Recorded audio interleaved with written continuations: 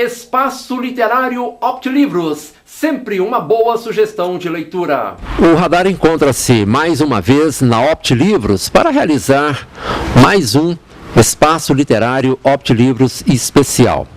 E com muita satisfação, estamos aqui com José Augusto Faria de Souza, cronista, escritor, membro das entidades literárias de Sete Lagoas, Curvelo e Cordisburgo, e que, de vez em quando, nos brinda com alguns dos seus escritos reunidos em livros. O último deles encontra-se aqui sobre a mesa, Últimas Letras.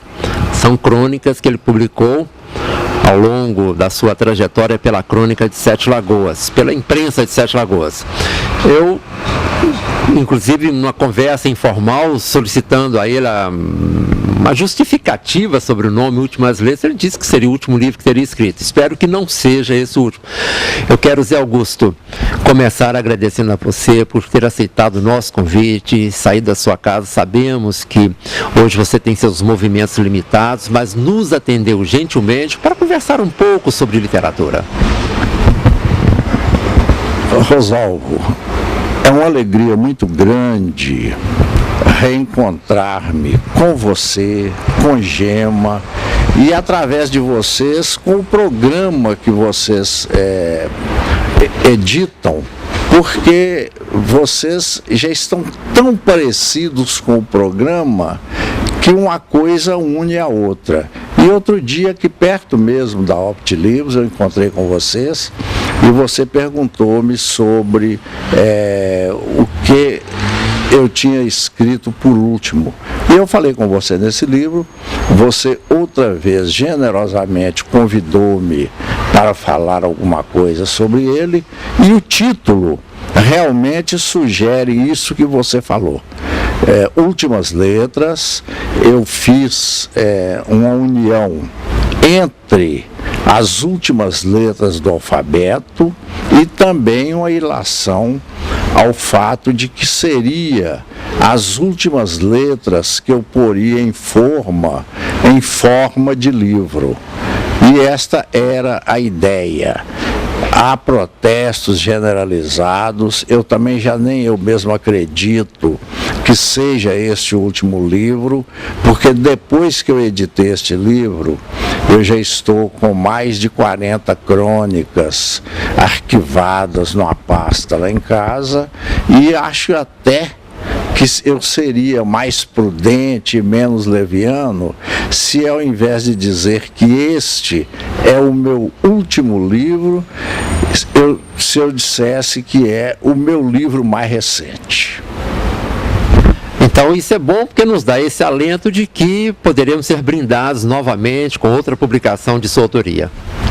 É sim, eu já estou pensando nisso, inclusive por imprudência dos meus filhos. Os meus 4 filhos gostam do que eu escrevo, é uma forma de eu deixar um pouco de mim para eles quando eu me encaminhar para o eterno, e assim, sempre que pegar um livro, quando no outro dia o meu netinho de 7 anos pegou este livro que você está com ele e falou com o pai, falou: que bom, papai, eu agora sei como que meu bisavô chamava. Se eu não tivesse tido avô, eu não saberia até hoje. Então avô serve até para nomear bisavós para os netos. E conservar, né, as histórias da família que vão se passando, que nem sempre as pessoas têm o cuidado de guardar, né, Zé Augusto? Eu guardo. Eu me perdi num ponto, porque quando nasceu a minha primeira filha, a Juliana, eu comecei a escrever uma página, uma carta dedicada a ela. E logo 2 anos depois veio a Letícia, eu passei a carta para Juliana e Letícia, depois veio o Rodrigo, eu incluí Rodrigo também como membro da narrativa, e finalmente o Eduardo, que é meu filho mais novo, que também faz parte dessa carta. Por relaxamento, ou por desencanto, ou por falta de oportunidade, eu acabei deixando esta carta pelo meio. Outro dia, mexendo nos meus guardados, um filho achou essa carta e falou que eu deveria prosseguir. Eu não creio que eu vá prosseguir, não, mas pelo menos pretendo publicar para eles e só para eles esse texto, porque lá está como eu me vejo, como eu via a mãe deles, que é uma saudade só para nós todos, como eu via os meus pais, os pais dela e amigos, irmãos meus e dela que nos rodeiam, e fiz também uma descrição de como foi o nascimento de cada filho, a sensação que eu senti, o momento que eu vivi, a emoção que tomou conta de mim e o prazer que é ter cada um deles e sabê-los meus. É interessante isso que você está falando, Zé Augusto, porque mesmo que a pessoa não seja um escritor, não tenha o dom da escrita, ela pode fazer isso, porque eu vivi essa experiência também, escrevi pouco para os meus filhos, mais para as minhas netas agora, muitas cartas que eu inclusive coloco no correio. Acho interessante resgatar isso, porque a tecnologia avança muito rapidamente, o bilhete está sendo substituído pelo e-mail, a carta da mesma forma, e é uma maneira que a gente tem de guardar emoções e transmiti-las depois.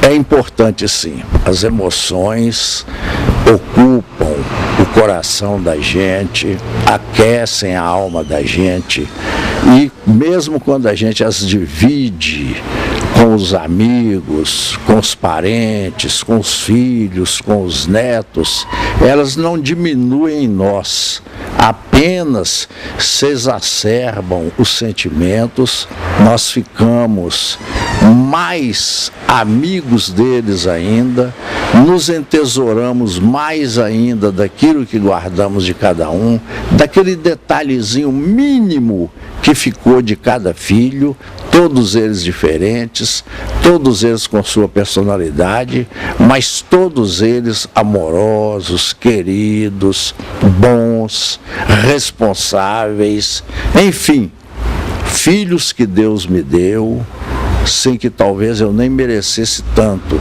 mas que eu lutei uma vida inteira para mantê-los como eles chegaram, e graças a Deus os tenho como um grande privilégio na minha vida, que já vai beirando os 80 anos.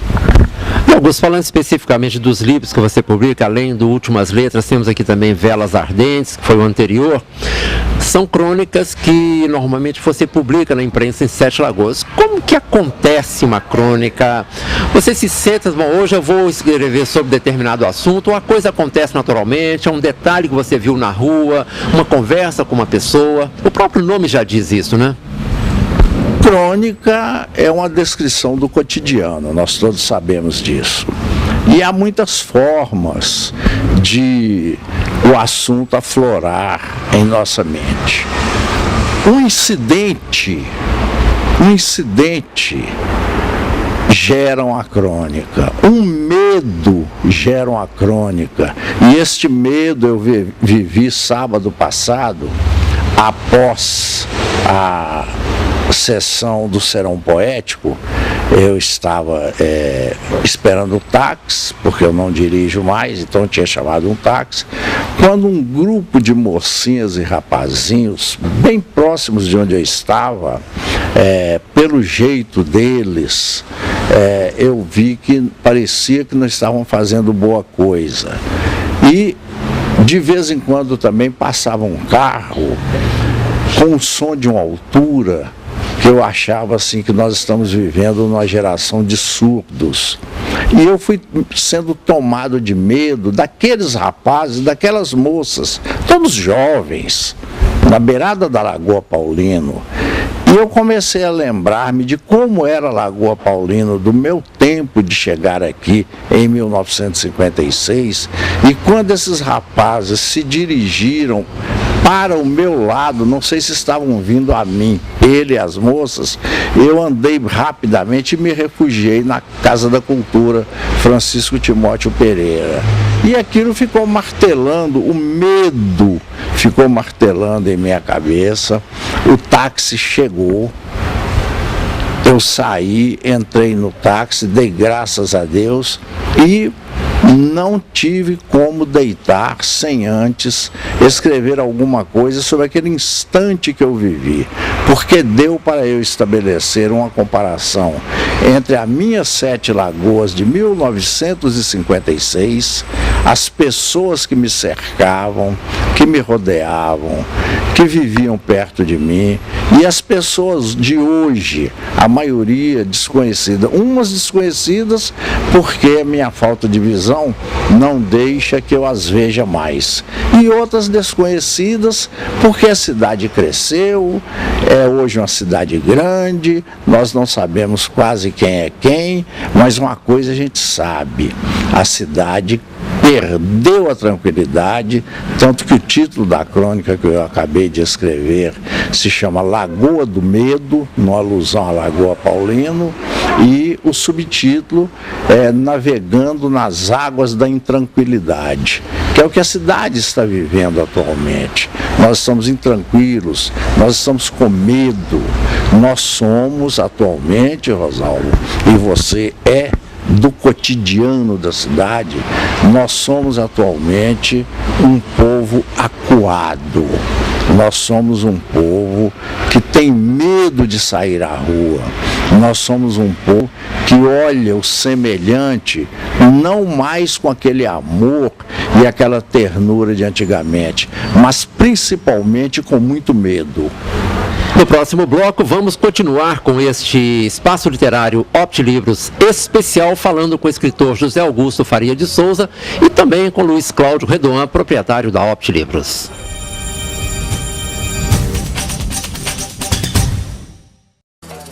Durante a semana, pintou aquela vontade de se encontrar com os amigos, comer aquela picanha, tomando uma cervejinha bem gelada? Lagoa Espetos. De terça a domingo, cerveja gelada e o verdadeiro sabor do churrasco. Lagoa Espetos, Rua Major Castanheira 150 Centro, em frente à feirinha.